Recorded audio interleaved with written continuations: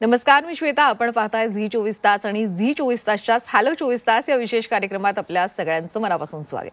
आपण प्रत्येक जण आयुष्यामध्ये कुठल्या ना कुठल्या वेगवेगळ्या समस्यांनी ग्रासलेलो आहोत आणि या सगळ्याचा परिणाम आपल्या वर्तमान आयुष्यात तर होतोय आणि आपल्या भविष्यावर सुद्धा आता व्हायला सुरुवात झालेली आहे. आणि म्हणूनच आपल्या या सगळ्या समस्यांवरच समाधान देण्यासाठी आणि आपल्या सगळ्यांच्याच भविष्याची काळजी करण्यासाठी, आपल्या भविष्याबद्दल बोलण्यासाठी म्हणून आपल्या स्टुडिओमध्ये एक खूप खास व्यक्ती आपल्यासोबत आहे. ते म्हणजे सुप्रसिद्ध राजज्योतिषांत्रिक श्री माधव गुरुजी. चला आपण सगळ्यात आधी आपण त्यांचं स्वागत करूया.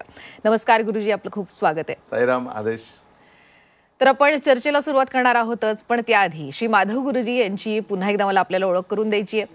प्रतिभा ॲस्ट्रॉलॉजी रिसर्च सेंटर ही वैज्ञानिक दृष्टिकोनातून ज्योतिषशास्त्रांचं मार्गदर्शन करणारी संस्था आहे. ॲडव्होकेट श्री माधव गुरुजी या संस्थेचे संस्थापक आहेत. श्री माधव गुरुजी यांनी शुक्राचार्य ॲस्ट्रॉलॉजी सेंटर दिल्लीमार्फत ज्योतिषशास्त्रांचा विविध शाखांचा तब्बल 16 वर्षांचा अभ्यासक्रम पूर्ण करून राजज्योतिषांत्रिक ही पदवी संपादित केली आहे. गेल्या 19 वर्षांपासून प्रतिभा ॲस्ट्रॉलॉजीच्या माध्यमातून श्री माधव गुरुजी यांनी हजारो कुटुंबांना मार्गदर्शन केलंय. श्री माधव गुरुजी यांना ज्योतिष विद्याशास्त्रांची 7 पिढ्यांची म्हणजे 350 वर्षांची परंपरा लाभलेली आहे.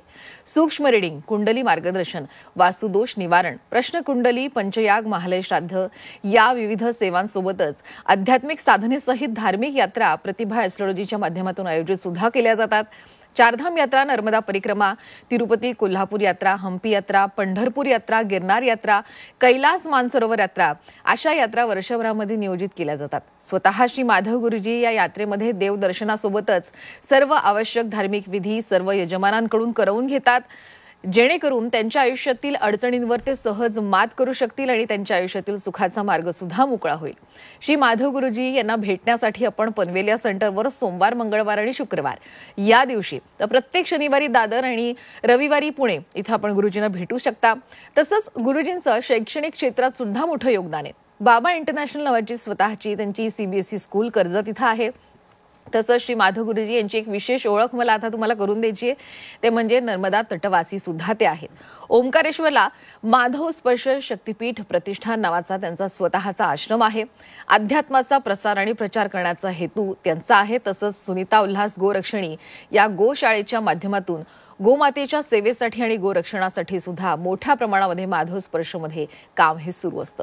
चला तर मग आपण आजच्या या विषयाच्या चर्चेला आता सुरुवात करूयात.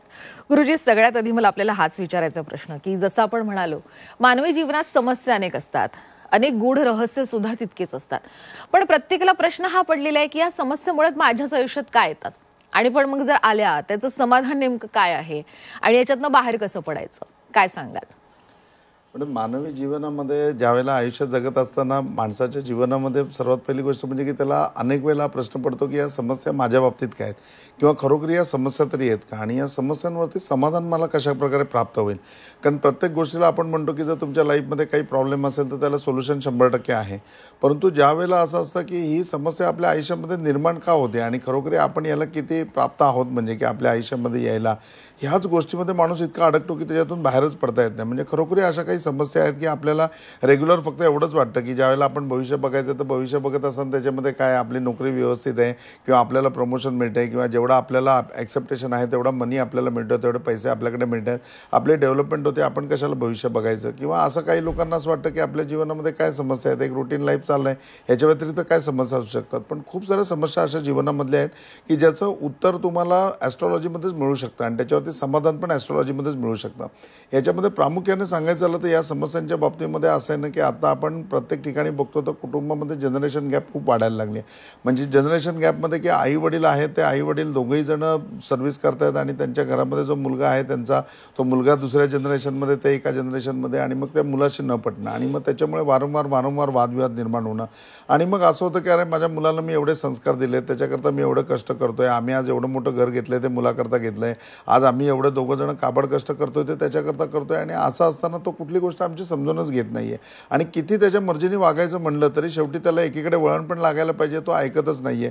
मग त्यावेळेला त्यांच्यामध्ये जे गॅप निर्माण होते त्यावेळेला त्यांच्या आयुष्यामध्ये समस्या निर्माण होते की सगळं व्यवस्थित आहे परंतु घरी आल्याच्या नंतर घरी आल्यानंतर मुलगा घरामध्ये नाही आहे आणि मग त्याला फोन करायचा आणि मग त्याची उत्तरं ऐकायची. मग ती सगळी उत्तरं ऐकल्यानंतर त्यांना असं वाटतं की आपण कशाकरता आयुष्य जगतोय किंवा कशाकरता मेहनत घेतोय आणि मग ही समस्या, मग या समस्या खरोखर आपण कारणीभूत आहे का मुलगा कारणीभूत आहे, म्हणजे मग ती बघायची कोणाची नक्की, आपली पत्रिका बघायची का मुलाची पत्रिका पत्रिका बघायची, हा मोठा प्रश्न पडतो. काही काही जीवनामध्ये असं आहे की आपल्याला असं वाटतं की लग्न होणं ही एक समस्या आहे, म्हणजे की बाबा लग्न जमलंच नाही, त्याचं लग्न होतच नाही आहे किंवा जमून मोडतं आहे, अशा प्रकारच्या समस्या आहेत. परंतु लग्न झाल्याच्या नंतर त्याच्यामध्ये डिवोर्स झाला, बरं एकदा डिवोर्स झाला तर ठीक आहे की एक ॲक्सिडेंट आहे, आपण सोडून देऊ शकतो. परंतु सेकंड टाईम पण त्याच्या लाईफमध्ये तसंच झालं की बाबा सगळं झालं, पुन्हा सगळं लग्नाचं, पुन्हा तो बोधल्यावर चढला आणि पुन्हा मग त्याच्या बाबतीमध्ये तसंच झालं. थर्ड टाईम पण तसं ज्यावेळेला होत असेल त्याच्यावेळेला कुठेतरी विचार करायला पाहिजे की आपल्याच बाबतीत हे का होतं आहे. म्हणजे ठीक आहे, एका वेळेला आपली चूक असू शकते, दुसऱ्या वेळेला पण आपली चूक असू शकते, पण तिसऱ्या वेळेला वारंवार जर या घटना घडत असतील तर मग डेफिनेटली या गोष्टींबाबत विचार करायला पाहिजे. आता आपण एखाद्या ठिकाणी खूप चांगली इन्व्हेस्टमेंट करतो, घर घेतो. आज घर घेत असताना घराची जी रक्कम आहे की आयुष्यात एकदाच आपण एवढी मोठी इन्व्हेस्टमेंट करतो आणि आपल्याला हवं तसं सगळं सुखसोयी तिथे बघून घेतलेलं असतं, आपल्याला कन्व्हिनियंट असतं ते घेतलेलं असतं, त्याचं इंटेरियर आपल्याला आवडतं तसं केलं असतं. आता वास्तुशास्त्राच्या प्रचारानुसार आपण म्हणजे वास्तुशास्त्री बघून घेतो, त्याच्याकरता सुद्धा जे यथायोग्य उपाय असतील ते केलेले असतात, यंत्र लावलेले असतात. पण अशा परिस्थितीमध्ये शेजारी जो आहे, ज्या शेजारी आपल्याला जर व्यवस्थित मिळालं नाही आणि त्या शेजाऱ्याबरोबर तुमचे वारंवार भांडणं होत असतील, वादविवाद होत असतील, तुमच्या दोघांचे आहार वेगवेगळे असतील, त्यामुळे त्याच्या किचनमधनं येणारा वास वगैरे, तर या सगळ्या गोष्टींना तुम्ही पूर्णपणे म्हणजे की सोल्युशन काढण्याचा प्रयत्न केला किंवा विचार केला तर तुमच्या लक्षात येईल की तुमच्या जीवनामध्ये समस्या आहे. आणि मग या समस्येला काय करायचं, म्हणजे ही कुणाला जाऊन विचारायची किंवा याच्यावरचं समाधान कुणाला विचारायचं, हा मोठा प्रश्न तुमच्यासमोर उभा राहतो. चौथी अजून समस्येच्या बाबतीमध्ये बघाल तर काही लोकांची कंटिन्यू आर्थिक फसवणूकच होत असते. म्हणजे ते कुठेही गेले, नॉर्मली त्यांनी LIC तर माणूस काढतो की बाबा नाही LIC काढायला पाहिजे, ती LIC काढली त्यातसुद्धा फसवणूक झाली, कुठे घर घ्यायला गेले तिथे फसवणूक झाली. आज म्युच्युअल हे जे आहेत म्हणजे म्युच्युअल फंड वगैरे आहेत, या सगळ्या इन्व्हेस्टमेंट आहेत की प्रत्येकाने प्रगतीकरता प्रयत्न करणं, याच्यामध्ये काही चूक नाही आहे. आणि मग तो त्याच्या प्रगतीकरता प्रयत्न करतोय, पण ते प्रयत्न करत असताना त्याच्यामध्ये नेमकी त्याची चूक होते, म्हणजे की त्याच्यामध्ये त्याची फसवणूक होते. आणि ती फसवणूक झाल्याच्या नंतर वारंवार हीच चूक आपल्या आयुष्यामध्ये काय करते, हा मोठा प्रश्नचिन्ह त्याच्यापुढे उभं राहतं. आता व्यावहारिक कुशलता माणसाने म्हणजे कुणावर तरी तर विश्वास ठेवायलाच पाहिजे तुम्हाला, आणि मग असं त्याच्या बाबतीत होत असेल तर मग त्यांनी काय करावं. ह्या सगळ्या समस्या ज्या आहेत, या समस्या आत्ताच्या ह्याच्यामध्ये आहेत की ह्या तुम्हाला कुठल्याही राशीचे तुम्ही असा, कुठल्याही नक्षत्राचे तुम्ही असा किंवा तुमची जन्मपत्रिका तुम्ही बनवलेली असो वा नसो, या समस्या तुमच्या लाईफमध्ये येत असतील तर हा 100% एक पार्ट ऑफ ॲस्ट्रॉलॉजी आहे. म्हणजे ह्याच्यामध्ये खूप सुंदर सांगायचं झालं तर जो प्रश्न आजचा आपला अभ्यासाचा आहे किंवा जो तुम्ही विचारला आहे किंवा ज्याच्यावरती आपण बोलतोय, हा प्रश्न नंदी नावाचे ऋषी आहेत आणि भृगुनंदी म्हणजे संवाद हा ॲस्ट्रॉलॉजीमध्ये खूप फेमस आहे. म्हणजे भृगु संहिता निर्माण झाली त्याच्या पाठीमागे नंदी ऋषींचं खूप मोठं सहकार्य आहे.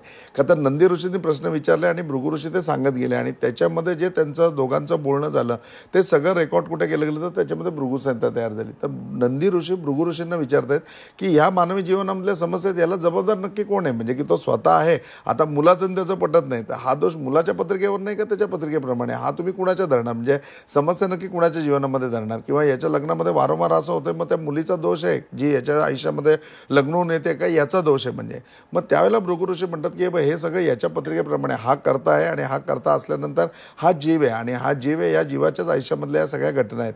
मग या सगळ्या घटनाक्रमावर घडत असताना याच्यावरती उपाय किंवा याच्यावरती समाधान म्हणून काय, याच्या जीवनामध्ये ते काय करतात, त्याचं भृगु ऋषी खूप चांगलं उत्तर देतात. आणि त्यावेळेला भृगु ऋषी नंदी ऋषींना म्हणतात की हे सगळे ग्रह, तारे, रचना आणि नक्षत्र हा सगळा एक साचा आहे, परंतु या साच्यामध्ये जन्म घेत असताना त्या माणसाचं मूलभूत कर्म आहे, त्यांनी पाठीमागच्या जन्मामध्ये जे कर्म केलेलं आहे त्या कर्माची शिदोरी त्याच्या बरोबर आहे, मग ती चांगली आहे, त्याचं डेव्हलपमेंट पण होईल. पण जे कर्म त्याच्या हातून चुकीचं घडलं आहे त्या कर्माचा फाईनसुद्धा त्याला या जन्मामध्ये भरावं लागेल किंवा त्या कर्माच्या रिलेटेड जे काही त्याचे दोष आहेत, जे काही श्राप आहेत, ते श्रोप आणि दोष हे दोन्ही त्याला त्या जन्मामध्ये भोगावे लागतील. आणि मग ते भोगावे लागले असल्यामुळे त्याच्या आयुष्यामध्ये हे होते. मग नंदी ऋषींनी त्याच्यावरती भृगु ऋषींना विचारलेल्या प्रश्नानुसार 21 कर्माचे दोष त्यांनी सांगितलेले आहेत की हे 21 कर्माचे दोष किंवा कर्माचे श्राप आहेत की ज्याच्यामुळे माणसाच्या याच्यामध्ये पुढच्या जीवनामध्ये प्रॉब्लेम निर्माण होऊ शकतात. आणि अशा समस्या दैनंदिन आपल्या बाबतीत आहे, कारण आपल्याला प्रत्येकाला शेजारी आहे. चांगला शेजारी मिळाला तर तुमचं पूर्वजन्म सुकृत चांगलं आहे, परंतु शेजारी वाईटच मिळत असेल, त्याच्याशी वादविवादच होत असतील तर 100% प्रॉब्लेम आहे. तुम्हाला जॉब मिळत असेल पण जॉबमध्ये तुमच्यावरती जर आरोप प्रत्यारोप होत असतील, तुम्ही खूप सच्चे आहात, तुम्ही प्रामाणिक आहात, पण तुमच्यावरती आरोप प्रत्यारोप असतील तर तुमच्या बाबतीत हा प्रॉब्लेम आहे. म्हणजे आणि मग ही जर समस्या आहे तर ही 100% तुमच्या पाठीमागच्या जन्मामध्ये तुमच्या कर्माच्या रिलेटेड आहे आणि कर्माचा सिद्धांत आहे, जे तुमच्या कर्मामध्ये आहे त्याचं फळ तुम्हाला भोगायचंच आहे. मग नंदी ऋषी म्हणतात मग नक्षत्र आणि ग्रहांचा फायदा काय, मग आता आपण ह्याच्यापुढे लिहिणंच बंद करायचं का. त्यावेळेला ते म्हणतात की तसं नाही आहे, ह्याच्याकरता सुद्धा उपाय आहे. आणि तेव्हा भृगु ऋषींनी नंदी ऋषींना सांगितलं की याच्यामध्ये कर्मक्षालन म्हणून एक यज्ञ आहे की तुमच्या कर्माच्या बाबतीमध्ये श्राप तुम्हाला भेटले तर कुठेतरी तुम्ही अजाण आहात, कुठेतरी तुम्हाला अज्ञान आहे आणि त्यामुळे तुमच्या हातून घडले. आता तुम्ही या जन्मामध्ये निष्पाप आहे की ते घडलेलं कर्म आता तुम्हाला समजतंय की चुकीचं घडलं आहे म्हणून, मग त्याच्यावरती तुम्ही 100% याच्यामध्ये कर्मक्षालन यज्ञ करू शकता. आणि मग कर्मक्षालन यज्ञ करून त्याच्यामधून तुम्ही पूर्णपणे त्याची सुडवणूक करू शकता. म्हणजे की ते जे कर्माचे दोष आहेत ते कर्माचे दोष, त्या कर्माचे श्राप तुमच्यामधून निघून जातील आणि मग तुमचं पुढचं जीवन आहे ते पूर्णपणे सॅटिस्फाय असेल, की त्याच्यामध्ये प्रॉब्लेम तुम्हाला ह्या समस्या येणार नाहीत आणि त्या पूर्णपणे ऋतुवाज होत राहतील. आणि ज्यावेळेला कर्माचा सिद्धांत तुम्हाला कळेल त्यावेळेला मूलभूतता तुमच्या वागण्यामध्ये, बोलण्यामध्ये, आचरणामध्ये इतका फरक पडेल की तुम्ही पुढच्या कर्मानुसार तुमचे कुठल्याही प्रकारचे गुन्हे करणार नाही किंवा कर्माचे दोष करणार नाही, की तुमचं ह्या जन्माचं तर कल्याण होईलच, परंतु ते कर्माचे दोष पुन्हा जे निर्माण होत आहेत, पुन्हा नव्याने जे येत आहेत ते पूर्णपणे निघून जातील.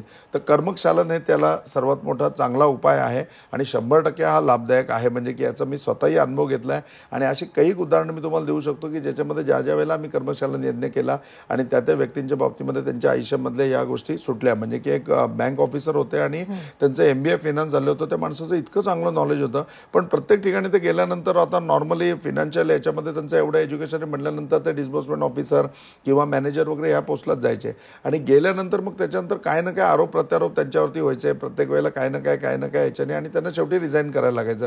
4 बँकांमध्ये ते गेल्यानंतर ते म्हणले की अरे माझं शिक्षण सगळं ह्याच्यात झालं आहे, मला करिअर ह्याच्यात करायचं आहे आणि माझी काही चूक नसतानाच असं होतं आहे. मग त्यावेळेला ते ॲस्ट्रॉलॉजीमध्ये आले आणि आपल्याला पत्रिका दाखवली आणि विचारलं की बाबा असं असं गुरुजी माझ्या बाबतीमध्ये होतं आहे. आणि त्यावेळेला त्यांना आम्ही सांगितलं की आपण याच्यावर कर्मक्षालन यज्ञ करूया आणि कर्मक्षालन यज्ञ त्यांचा केला. कर्मक्षालन यज्ञ केल्यानंतर कोटक महिंद्रामध्ये खूप चांगल्या पोझिशनला ते गेले आणि त्याच्यानंतर तिथे 3 वेळा प्रमोशन घेऊन त्यांना स्वतःला सुद्धा जॉब बदलायची इच्छा नाही झाली आणि त्याच्यावर कुठल्याही प्रकारचा त्यांच्यावर आरोप प्रत्यारोप पण नाही आला. तर असे तुमच्या जीवनामध्ये वारंवार एखादी समस्या येत असेल की जी समस्या तुमच्या बाबतीमध्ये प्रत्येक वेळेला तुम्हाला फेस करावी लागते, तर 100% त्याच्यावरती उपाय कर्मक्षालन यज्ञ आहे. आणि कर्मक्षालन यज्ञ हा 100% प्रत्येकाने करायलाच पाहिजे, की जेणेकरून तुमच्या आयुष्यामध्ये कर्माचे काही ना काही दोष आहेत, या 21 मधला कुठला तरी श्राप, कुठला तरी दोष हा तुमच्या सगळ्यांच्या वाट्याला आहे. म्हणजे त्याच्यातून आपण एकदम विमुक्त झालो तर 100% आपलं जीवन खूप आनंदमय असेल आणि प्रत्येक गोष्टीमध्ये आपण प्रगतीपथावर असू. अगदी खूप छान मार्गदर्शन केलं. थोडं कर्मक्षालन यज्ञाविषयी मला पुढचा प्रश्न विचारायचा आहे, पण आपल्या प्रेक्षकांना मला पुन्हा एकदा सांगायचं आहे की आपण जे काही सध्या फोटोज बघतो या कार्यक्रमाच्या दरम्यान नुकतीच कैलास मानसरोवर यात्रा ही माधव गुरुजी यांच्या मार्गदर्शनाखाली पार पडलेली आहे. तर या यात्रेतील महत्त्वाची जी काही दृश्य आहेत, महत्त्वाचे फोटो आहेत ते आपण या कार्यक्रमादरम्यान पाहत आहोत. तर त्या कर्मक्षालन यज्ञाकडे आपण पुन्हा वळूयात. गुरुजी, कर्मक्षालन यज्ञ हा नेमका कुणी करावा आणि मग आता प्रतिभा ॲस्ट्रॉलॉजी रिसर्च सेंटर या माध्यमातून काही नियोजनाचं आहे का? मॅडम, कर्मक्षालन यज्ञ याच्यामध्ये म्हणजे की जी आपली पोस्ट आहे तीच, म्हणजे याच्यामध्ये जे माझं शिक्षण झालेलं ते राजज्योतिष यांत्रिक आहे. आणि सेकंड थिंग म्हणजे की अशा प्रकारच्या ज्या ॲस्ट्रॉलॉजीमधल्या म्हणजे मूलभूत समस्या आहेत की ज्या मानवी जीवनामध्ये येतात आणि त्याच्यावरती समाधान प्राप्त करून घेण्याकरता आपलं नावसुद्धा प्रतिभा ॲस्ट्रॉलॉजी रिसर्च सेंटर आहे. तर रिसर्च सेंटर म्हणजे काय की या सगळ्या गोष्टीवरती अभ्यास पूर्णपणे चालू आहे. आणि असं नाही आहे की आपण अभ्यास करून यातून काही नवीन साध्य करतो आहे. म्हणजे मी याच्या अगोदर तुम्हाला भृगुनंदीचा पूर्णपणे संवाद सांगितला की नंदी ऋषी आणि भृगु ऋषी यांच्या संवादामध्ये त्यांना स्वतःला पडलेला हा प्रश्न आहे आणि भृगु ऋषींनी केलेलं त्याच्यावरती मार्गदर्शन आहे. आणि भृगु संहितेमध्ये पूर्णपणे 21 मंत्रांसकट हा यज्ञ दिलेला आहे की तुमच्या अशा प्रकारच्या समस्या येत असतील तर तुम्हाला या कर्मदोषामुळे येतात, या कर्मश्रापामुळे येतात, तर याच्याकरता तुम्हाला कर्मक्षालन यज्ञ करायचा आहे.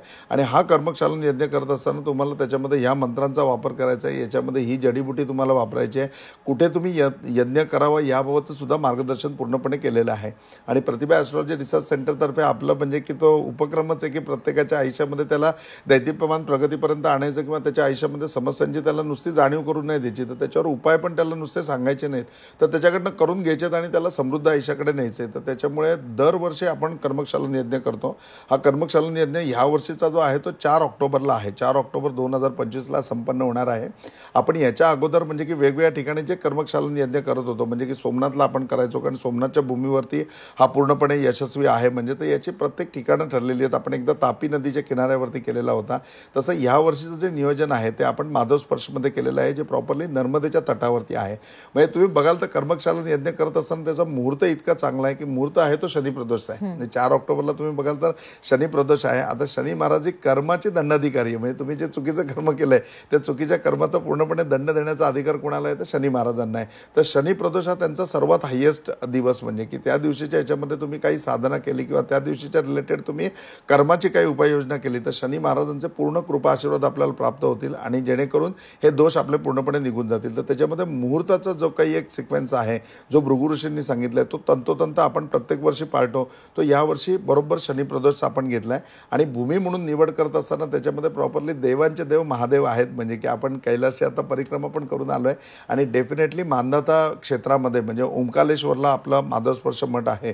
तर 4 ऑक्टोबरला ओंकालेश्वरला माधव स्पर्शमध्ये प्रॉपरली नर्मदेच्या तटावरती हा याग संपन्न होणार आहे. म्हणजे जो कर्मक्षालन यज्ञ आपण करणार आहे की ज्याच्यामध्ये शनी महाराजांचा शनिप्रदोष आहे, शनी महाराजांचे पूर्ण आशीर्वाद असतील, महादेवांचे पूर्णपणे आशीर्वाद असतील की त्याच्यामुळे ह्या ज्या काही कर्माचे श्राप तुमच्या पाठीमागे आहेत, जे काही कर्माचे दोष आहेत याच्यामधनं पूर्णपणे विमुक्तता होईलच, परंतु तेवढा पुण्याचा साठासुद्धा तुमच्याकडे निर्माण होईल की जेणेकरून पुन्हा असं कुठला दोष किंवा पुन्हा असं कुठलं कर्माच्या याच्यामध्ये दुरीत तुमच्या हातून घडणार नाही की ज्याच्यामुळे पुढच्या जीवनामध्ये काही स्पॉईल होऊ शकतं किंवा पुढच्या जन्मामध्ये काही स्पॉईल होऊ शकतं.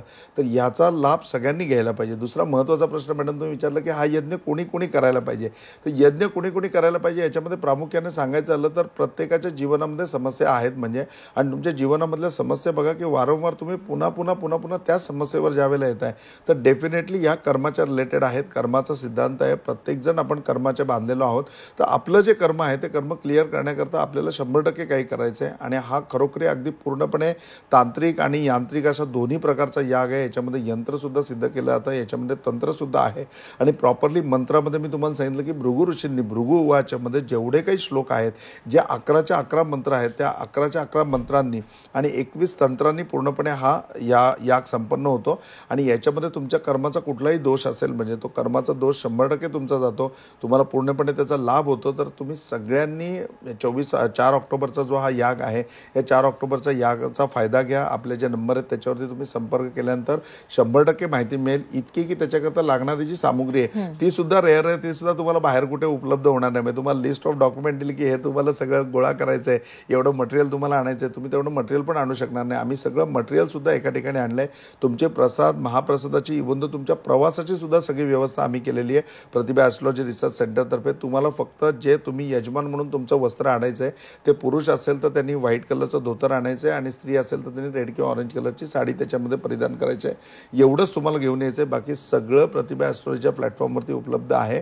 तुम्ही डेफिनेटली याचा फायदा घ्या आणि तुमच्या कर्माच्या दोषामधून पूर्णपणे आराम मिळवा.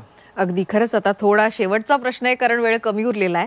तर सर्व कार्य सिद्धी यंत्र याविषयी अनेकदा आपण ऐकतो, तर याचा महिमा आम्हाला थोडा तुमच्याकडनं जाणून घ्यायचा आहे.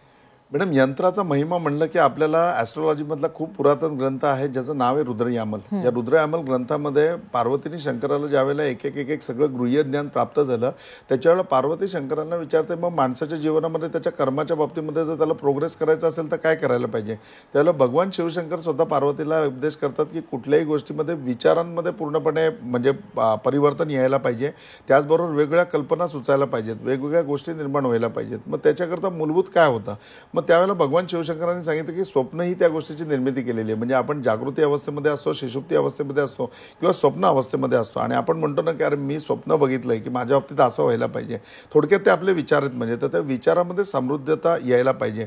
मग त्याच्या वेळेला पार्वतीने भगवान शिवशंकरांना रुद्रयामल ग्रंथामध्ये असं विचारलं मग त्याच्याकरता काय आहे. त्यावेळेला भगवान शिवशंकर सांगतात की आता मी तुला खूप गृह्य गोष्ट सांगतोय आणि जी गृह्य गोष्ट सांगतोय त्याच्यामध्ये हे सर्व कार्यसिद्धी नावाचं यंत्र ऋषींनी तयार केलेलं आहे किंवा याच्यामध्ये आचरणामध्ये पूर्णपणे आलेला आहे आणि या यंत्रामध्ये हा फायदा आहे. मग ती म्हणते की या यंत्रामध्ये असं काय वैशिष्ट्य आहे. खूप सुंदर संवाद येतो. म्हणजे हा उमा संहितेमध्ये सुद्धा येतो आणि हा याच्यामध्ये सुद्धा म्हणजे रुद्रयामलमध्ये सुद्धा येतो.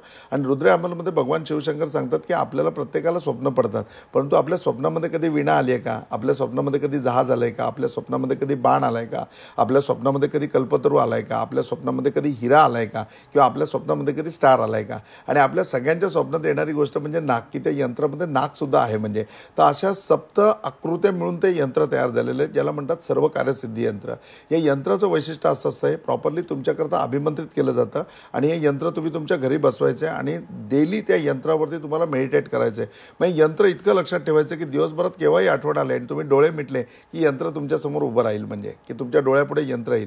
हीच त्याची साधनं आहे आणि ते तुमच्या एकदा बिंबायला लागलं की त्याच्यानंतर तुमच्या विचारामध्ये इतका फरक पडतो, तुमच्या प्रत्येकाच्या स्वप्नांमध्ये फरक पडतो.